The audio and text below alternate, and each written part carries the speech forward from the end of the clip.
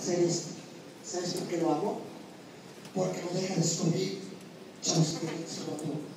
Y eso, no sé ellos, pero para mí vale oro. Un chavo inteligente es un delincuente menos, es un error menos. Y yo necesito que mi país tenga más chavos como tú.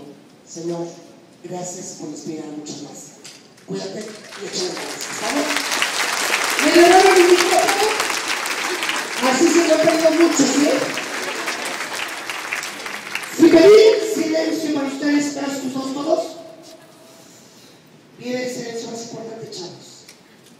Papás, mamás, ¿quién me hace el honor de decir, va, como papá, como mamá, encontré algo a esperar aquí? ¿Quién, señoras? Los papás nos enseña a los jóvenes con su inteligencia. ¿De qué sirvió, mamás, papás, para ti estar aquí? ¿Quién es yo? Papás, mamás. Ninguno.